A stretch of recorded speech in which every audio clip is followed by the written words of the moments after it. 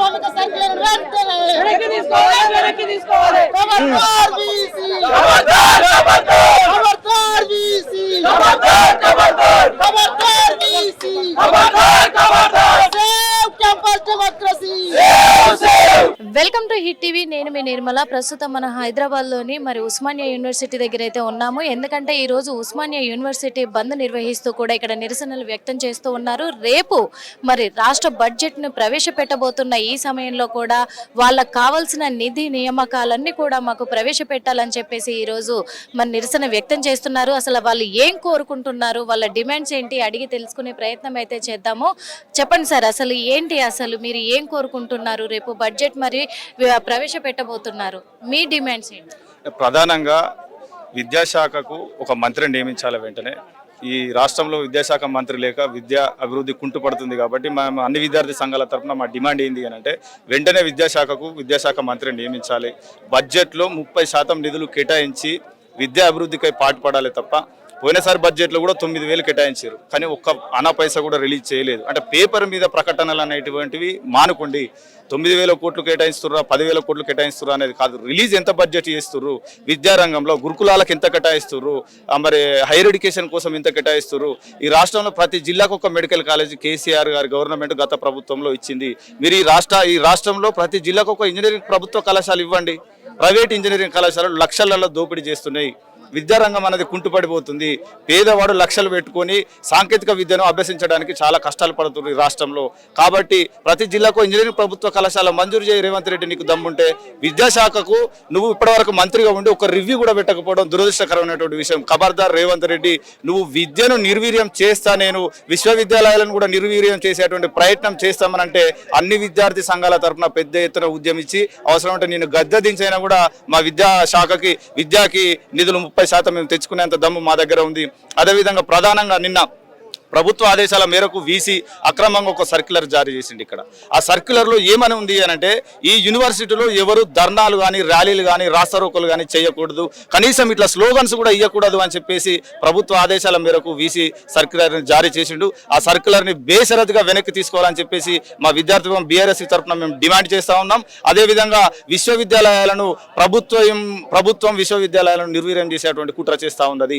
Recruitment లేదు, యూనివర్సిటీలకు budget లేదు, సరైనటువంటి స్టాఫ్ నియామకాలు లేవు, అసిస్టెంట్ ప్రొఫెసర్లు కానీ ప్రొఫెసర్ల నియామకాలు కానీ లేవు. మరి రాను ఈ విశ్వవిద్యాలయాలను నిర్వీర్యం చేస్తూ ఉంటామనంటే మేము విద్యార్థి నాయకులుగా చూస్తూ ఊరుకోం. ఖబర్దార్ రేవంత్ రెడ్డి, వెంటనే విద్యారంగ అభివృద్ధికి పెద్ద ఎత్తున అసెంబ్లీ బడ్జెట్లో నిధులు కేటాయించాలని చెప్పేసి సందర్భంగా అంటే నాణ్యమైన ఫుడ్ ను కూడా అందిస్తున్నాం, మేము విద్యార్థులకు కావాల్సిన వసతులన్నీ అందిస్తున్నాము, వాళ్ళకి ఇవ్వాల్సిన బడ్జెట్ అంతా కూడా సమకూరుస్తున్నాము అని ఎన్నోసార్లు కూడా చెప్పడం కూడా జరిగింది. మరి ఇంకా రావట్లేదు అని మీరు రేవంత్ రెడ్డి అధికారంలోకి వచ్చిన తర్వాత విద్యాశాఖకు ఆయననే మంత్రిగా ఉన్న తర్వాత నుంచి ఇప్పటి వరకు గురుకులాల్లో దాదాపు 100 మంది విద్యార్థులు చనిపోయారు. ఫుడ్ పాయిజన్ అయ్యి ఒక దిక్కు విద్యార్థులు అందరూ చనిపోతా ఉంటే కనీసం ఏ రోజు కూడా దాని మీద రివ్యూ పెట్టలే ఒక విద్యాశాఖ మంత్రిగా. సిగ్గు చేయడు. విద్యార్థులందరూ పిట్ట లెక్క రాలిపోతా ఉన్నారు. గురుకుల పాఠశాలల్లో ఫుడ్ పాయిజన్ అయ్యి 100 మంది విద్యార్థులు చనిపోతా ఉంటే ఇంకెక్కడ నీకు నాణ్యమైన భోజనం అందించారు వీళ్ళు? నాణ్యమైన భోజనం అందించడం కాదు, ఆ నాణ్యమైన భోజనం కేటాయించే విషయంలో కూడా గురుకులాలకు బడ్జెట్ కేటాయించే విషయంలో కూడా నిర్లక్ష్యం వహిస్తా ఉన్నారు. ఈ రాష్ట్రంలో విద్యార్థులకు చదువుకునేటువంటి హక్కులు కూడా లేకుండా చేస్తాడు ఈ రేవంత్ రెడ్డి అనేటువంటి వ్యక్తి. కాబట్టి వెంటనే బేషరతుగా గురుకులాలకు బడ్జెట్ లో పెద్ద ఎత్తున నిధులు కేటాయించి మరియు రిలీజ్ చేయవలసిందిగా మనం డిమాండ్ చేస్తాం. ఇంకొక విషయం కూడా అన్న, ఒక 2 నెలల క్రితం కూడా ఇక్కడ ఉద్యోగాల పండగ అని కూడా ఇక్కడ సభలు జరుపుకున్నారు, చాలా ఘనంగా నిర్వహించారు. 56,000 ఉద్యోగాలు ఇచ్చాడు మరి రేవంత్ రెడ్డి గారు అని కూడా అన్నారు. దీనికి ఓయూలో కాంగ్రెస్ పార్టీకి సంబంధించినటువంటి అనుబంధ సంఘాలు కొన్ని కృతజ్ఞత సభ అని చెప్పి పెద్ద ఎత్తున మేము ఇది చేసినాం, మేము అది చేసినాం, మేము ఇన్ని ఉద్యోగాలు ఇచ్చినాం అని చెప్పేసి ఏదో పెద్ద సభ పెట్టుకున్నారు. మరి ఆ సభ తర్వాత నుంచి అయినా కూడా, సభకు ముందు నుంచి అయినా కూడా ఇప్పటి వరకు ఒక ఉద్యోగం ఇవ్వలేదు. గత ప్రభుత్వం కేసీఆర్ గారు నోటిఫికేషన్ ఇచ్చినటువంటి ఉద్యోగాలు నియామక పత్రాలు మీరు మొన్న ఇచ్చుకొని మేము ఉద్యోగాలు వేసినామని చెప్పుకుంటారు తప్ప రేవంత్ రెడ్డి స్వయంగా జాబ్ నోటిఫికేషన్ లో పెద్ద ఎత్తున ఉద్యోగాలు ఇచ్చినటువంటి సందర్భం ఇప్పటి వరకు లేదు. నిరుద్యోగుల పట్ల తీవ్ర వ్యతిరేకతతో ఉన్నటువంటి ఏకైక వ్యక్తి రేవంత్ రెడ్డి. నిరుద్యోగుల పట్ల నిర్లక్ష్యం వహిస్తే ఖబర్దార్ రేవంత్ రెడ్డి, నేను గద్దె దించదాకా కూడా మేము కొట్లాడతామని చెప్పేసి హెచ్చరిస్తాం. విద్యార్థుల బడ్జెట్ ఇప్పుడు ఎంత ఉంది, ఎంత కావాలని పోయిన బడ్జెట్లో 9,000 రూపాయల కోట్లు కేటాయించారు అంటే 13%, కనీసం 100 కోట్లు కూడా రిలీజ్ చేయలేదు. ఇప్పుడు మేము 30% కేటాయించాలని చెప్పేసి అని అంటున్నాం విద్యాశాఖకి. అంటే ఏ రాష్ట్రానికైనా దేశానికైనా విద్యార్థుల యొక్క భవిష్యత్తే ముఖ్యం. విద్యాశాఖకు ఏ రాష్ట్రం అయితే ఎక్కువ బడ్జెట్గా, బీహార్ అటువంటిది మనకంటే, బీహార్ అటువంటి వెనుకబడిన రాష్ట్రం మన దానికంటే 10% ఎక్కువ నిధులు కేటాయిస్తుంది బడ్జెట్లో విద్యాశాఖకి. మరి మనం ఇంత డెవలప్ అయినాం, మనం ఇంత ముందుకు పోతా ఉన్నాం. హైదరాబాదు స్టేట్ అప్పటి నుంచి ఇప్పటి వరకు కూడా అన్నిట్లలో చైతన్యవంతమైనటువంటి స్టేట్. మరి మాకు ఇక్కడ విద్యార్థులకు చదువుకునేటువంటి హక్కు లేదా? ఆ చదువుకునేటువంటి హక్కుకు మౌలిక వసతులు కల్పించమని అడుగుతున్నాం. కానీ మీరు ఇప్పటి వరకు కూడా విద్యాశాఖను నిర్వీర్యం చేస్తా అని చెప్పేసి మీరు నెగ్లెక్ట్ చేస్తూ ఉంటే మేము చూస్తూ ఊరుకోమని చెప్పేసి ఈ సందర్భంగా హెచ్చరిస్తాం. ఈ బంద్ని మరి ఎప్పటి వరకు కొనసాగించబోతున్నారు? బంధు మేము ఈ రోజు ర్యాలీ తీస్తున్నాము. ఈ సర్క్యులర్ని బేషరతుగా వెనక్కి తీసుకోవాలని చెప్పేసి రేపు అన్ని విద్యార్థి సంఘాల ఆధ్వర్యంలో బంధు నిర్వహించబడుతుంది. కాబట్టి వెంటనే మరి ప్రభుత్వం దీని మీద దృష్టి సారించి ఏదైతే సర్క్యులర్ ఉందో ఆ సర్క్యులర్ని బేషరతుగా వెనక్కి తీసుకోవాల్సిందిగా మేము డిమాండ్ చేస్తాం. ఎస్, మేము డిబిఎస్ఏ విద్యార్థి సంఘం పక్షాన చాలా క్లారిటీగా చెప్తా ఉన్నాం. ఏంటంటే యూనివర్సిటీలో సర్క్యులర్ జారీ చేసిండు ప్రొఫెసర్ నరేష్ రెడ్డి గారు, రిజిస్టర్ గారు.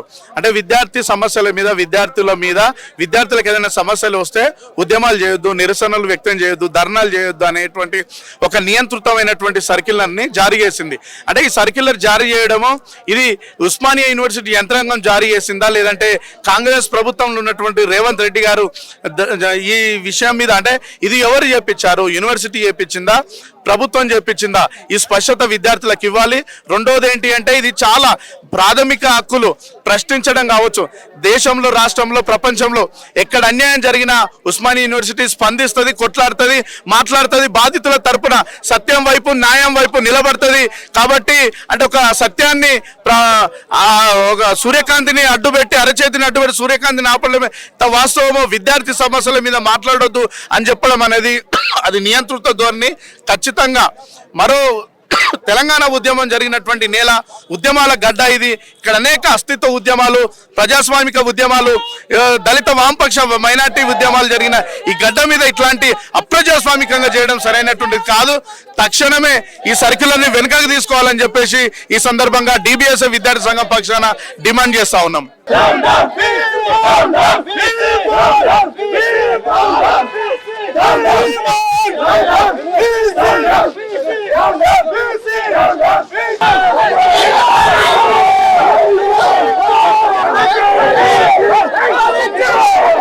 ఉద్రిక్తమైన వాతావరణం అయితే నెలకొంది. ఇక్కడ విద్యార్థినులను అయితే అరెస్టులు కొనసాగుతూ ఉన్నాయి. అంతే భారీ ఎత్తున కూడా మరి వాళ్ళ నినాదాలు కూడా కొనసాగుతున్న సన్నివేశాలు అయితే చూస్తూ ఉన్నాము. ఎందుకంటే మా విద్యార్థి సంఘాలకు రిలీజ్ చేయాల్సిన ఫండ్ కానీ, అలాగే మా విద్యార్థి సంఘాలకు రావాల్సిన బడ్జెట్ ను మాత్రము రిలీజ్ చేయకపోతే ఎట్టి పరిస్థితుల్లో మేము ఊరుకునే ప్రసక్తే లేదు. మేము ఇలాగే నిరసనలు కొనసాగిస్తూనే ఉంటాము, బంద్లు కొనసాగిస్తూనే ఉంటామని చెప్పేసి కూడా చెప్తున్నారు. వాళ్ళ డిమాండ్స్ కూడా వాళ్ళు చెప్తూనే ఉన్నారు.